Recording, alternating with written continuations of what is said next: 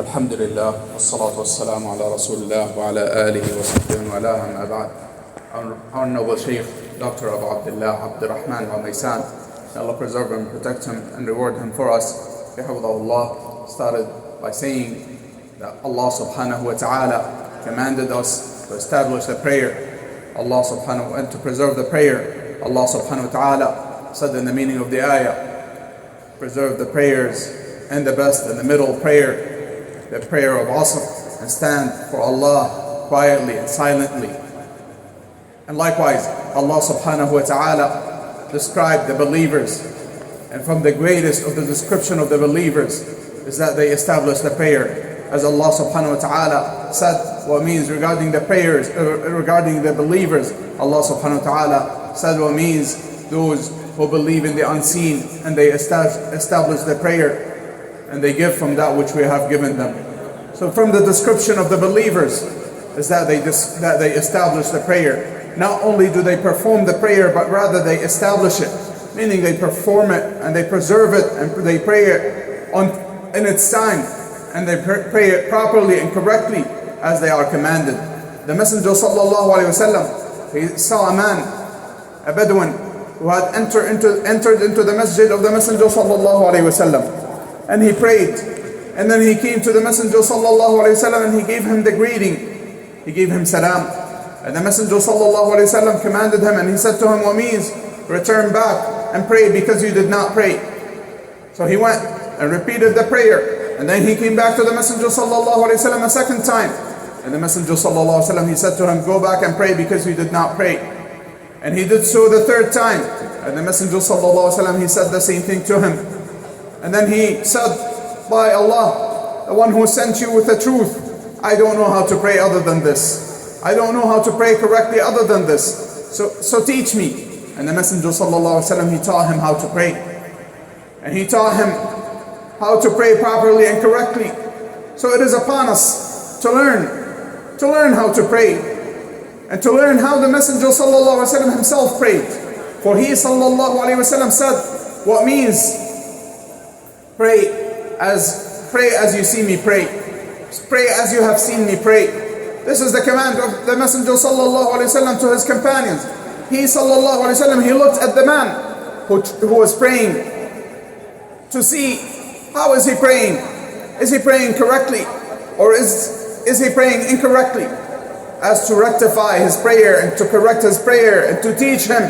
For he sallallahu alaihi wasallam was the best of teachers, and he saw that he had errors in his prayer and that he was not praying correctly. So the Messenger sallallahu alaihi wasallam, he taught him how to pray. And likewise the companions, may Allah be pleased with them, they saw how the Messenger sallallahu alaihi wasallam used to pray, and they learned it, and they learned the prayer from the Messenger sallallahu alaihi wasallam, and they conveyed it to those who are after them, and it reached us with chains of narrators, so that we know exactly with detail how the Messenger sallallahu alaihi wasallam prayed, and so that we would pray the same prayer. Hudayfa ibn Yaman radiyallahu anhu, he saw a man who was praying, and he asked him, he said to him, how long have you been praying the same way? He said, 40 years. He said to him, for the last 40 years you have not prayed. So this is something of utmost importance. This is something that is very important to us, that we should learn how to pray correctly, and so that our prayer is correct and is valid and is something that is beloved to Allah subhanahu wa ta'ala. Because some people, they rush in their prayer and they move so quickly, such as this man that Hudayfa radiallahu anhu, he said to him that you're not supposed to rush and to move so quickly. For the Messenger sallallahu alaihi wasallam, he forbade from the movement that is like the picking of the crow, how it picks its food, that it moves so quickly.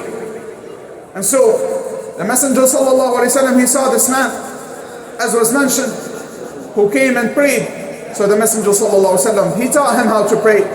He said to him, if you want to pray, then perfect your wudu. It is likely that if he does not know how to pray, there is a fear and there is a worry that he does not know how to perform wudu. So the Messenger sallallahu alaihi wasallam, he informed him and he commanded him to perform wudu correctly, to perfect his wudu. And then he said to him, if you come to pray, perfect your wudu, and then face the direction of the Qibla. This is one of the pillars, one of the conditions without which the prayer would not be valid. So he commanded him to face the direction of the Qibla. And then he said to him, say Allahu Akbar. And this is Takbirat al-Ihram, with which one starts his prayer. Pay attention to the fact that the Messenger sallallahu alaihi wasallam did not say to him, say, I intend to pray such and such, nawaitu an usalli such and such. This is something that many people fall into. And if it was good, then the Messenger sallallahu alaihi wasallam would have taught this companion, and other than him from the companions, whom the Messenger sallallahu alaihi wasallam, he taught them how to pray. The Messenger sallallahu alaihi wasallam never once did he say, or any of his companions, there is not a single report that before praying they said, I intend to pray the prayer of such and such. So this indeed is an innovated matter, as the people of knowledge have mentioned in the past and in the present, that this is an innovated matter and there is no good in it. And so the Messenger sallallahu alaihi wasallam, rather, he said to him, after facing the direction of the Qibla, to say Allahu Akbar, Takbirat al-Ihram. This is the prayer. This is the beginning of the prayer. This is the action and the statement. This is a pillar from the pillars of the prayer. And it is the Takbirat al-Ihram, saying Allahu Akbar in the beginning of the prayer, and the recitation of Surah Al-Fatiha. Those are the two pillars of speaking, with which one utters and speaks, to say Allahu Akbar and to recite Surah Al-Fatiha. The rest of the pillars are pillars of actions and movements. As for Takbirat al-Ihram, then it is a pillar of the prayer. Without it, the prayer would not be valid. Without Takbirat al-Ihram, the prayer would not be valid. Some people make a mistake. If they enter into the masjid, or if they find a group of people praying in congregation in Jama'ah, they say Allahu Akbar while they are moving, their prayer would be invalid. You have to be standing when you say Allahu Akbar for Takbirat al-Ihram, and then the Takbirah for movement would be recommended. So if you find them, for example, in ruku', you say Allahu Akbar while standing, and then if you want to do so, you can say Allahu Akbar as you are moving down to perform ruku'. But the Takbirat al-Ihram is a pillar. The Takbirah, saying Allahu Akbar while standing, is a pillar. And it is paying attention to its meanings also, that you are glorifying Allah subhanahu wa ta'ala and saying that Allah subhanahu wa ta'ala is greater than everything else. And so you enter into your prayer, and it is called Takbirat al-Ihram because it makes everything, it makes speaking and movements that are not related to the salah to be impermissible during the salah. That's how you enter into the salah. And then the Messenger sallallahu alaihi wasallam, he said to him, and recite what you have from the Quran. Of course, the recitation of Surah Al-Fatiha is likewise a pillar in every unit of every prayer. The prayer is not valid if the person does not recite Surah Al-Fatiha. And this is the case. And one should recite Surah Al-Fatiha whether he is the Imam of the prayer, or he is following the Imam of a prayer, or he is praying by himself. And whether the prayer is done in secret or done out loud, one should recite Surah Al-Fatiha. For the Messenger sallallahu alaihi wasallam, he mentioned that there is no prayer for one who does not recite Surah Al-Fatiha. And then after Surah Al-Fatiha, it is recommended to recite some of the Quran, and it is not an obligatory.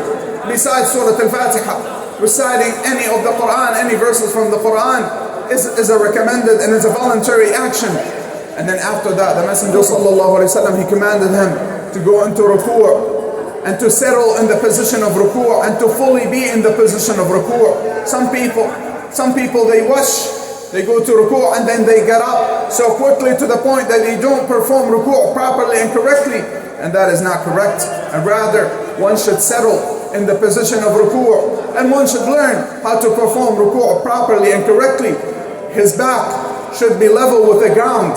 His back should be level with the ground, should be fully horizontal. Ali radiallahu anhu, in describing the prayer of the Messenger sallallahu alaihi wasallam, he mentioned that if a utensil that has water was to be put on the back of the Messenger sallallahu alaihi wasallam while performing ruku', then it would sit and it would stay and it would not spill so his back was horizontal, sallallahu alayhi wasallam.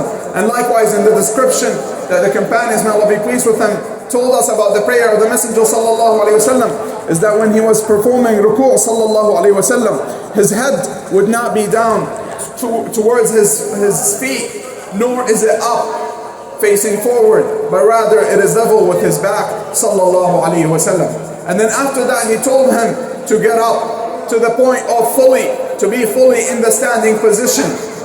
And likewise, some people, they rush between the ruku' and their sujood. They get up to not fully be up, but rather they go down and perform from ruku' to sujood immediately without fully standing, and their prayer would be invalid, because the standing is a pillar. Standing after ruku' is a pillar, and settling and being in the position properly, correctly, is from the pillars of the prayer. And so one stands up and he says, Sami Allahu liman hamidah, and he says, Rabbana wa lakal hamd, and then he can perform. He goes down to perform sujood. And likewise, when performing sujood, one should settle in the position of sujood and perform it correctly and properly. The Messenger sallallahu alayhi wasallam, he said, I was commanded to pray on 7 limbs. And he mentioned the forehead, and he pointed to his nose and his forehead, and the hands and the knees and the feet. So all of those parts must touch the ground. All of those parts must touch the ground when the person is performing sujood. Some people, they keep their legs up, or they keep their feet up, and their sujood, if they don't settle all of those parts on the ground, then their sujood would be invalid and their prayer would be invalid. And then he sallallahu alaihi wasallam, he taught him that after performing sujood, to get up and to sit between the 2 sajadat, between the 2 times of performing prostration, and then after sitting to perform sujood a second time, and then to get up and to repeat everything in their prayer, to repeat all of that throughout the prayer. So the Messenger sallallahu alaihi wasallam, he taught him how to perform the prayer correctly, and how to perform the prayer properly, and how to establish it. And there are mistakes that some people fall into in the prayer. From them is looking at the sky while praying, to look at the sky or to look up while praying. And this is something that the Messenger sallallahu alaihi wasallam has warned against. He sallallahu alaihi wasallam, he said, what means if one looks at the sky while praying and then his eyesight is taken so he becomes blind, then he should only blame himself. And likewise, the Messenger sallallahu alaihi wasallam, from the mistakes that some people do, is to proceed before the Imam. And those people, they did not pray by themselves, nor did they follow their Imam. The Imam is made the Imam to be followed. If he goes to ruku', then after that immediately one should go to ruku'. Some people, they proceed before the Imam, and they do not, by doing so, they would not have taken him as a proper and as a correct Imam. And we are not allowed to precede the Imam. The Messenger sallallahu alaihi wasallam, he said, what means? Let them be warned, those who precede the Imam, that Allah subhanahu wa ta'ala might change their head to become heads of donkeys. And so this is a severe warning, that they will be punished by way of that if they proceed before the Imam. And so one should not precede the Imam, nor should one be delayed from the Imam. Some people, they stay in the position for a while after the Imam completes that position, so the Imam would be up and starting the recitation, and some people are still performing sujood. And this is incorrect. This is incorrect, because the Messenger sallallahu alaihi wasallam, like you heard, that he said, what means that the Imam is established as an Imam, so that he is followed. If he goes to ruku', then immediately go to ruku' after him. So one should not precede the Imam, and should not be moving with the Imam, but rather one should move immediately after the Imam completes his movement. And this is what we are commanded with. From the mistakes that people fall into is not establishing the rows and not straightening the rows. The Messenger sallallahu alaihi wasallam has warned of a punishment from Allah subhanahu wa ta'ala for not straightening the rows. The Messenger sallallahu alaihi wasallam, he said, what means you will straighten your rows, or Allah will cause division amongst your hearts. And likewise, from the mistakes is to leave gaps in the rows. And the Messenger sallallahu alaihi wasallam, likewise, he warned against this by saying sallallahu alaihi wasallam, that the shaitan enters into the gaps between the people and the rows. So we ask Allah subhanahu wa ta'ala to make us from those who establish the prayer correctly and properly and who learn the prayer, for it is upon us to learn and to read the ahadith and to learn how to pray properly and correctly and how to establish the prayer. So we ask Allah subhanahu wa ta'ala to make us from those who establish the prayer. Wa sallallahu wa sallama wa baraka ala nabiyyina Muhammad wa ala alihi wa ashabihi ajma'in.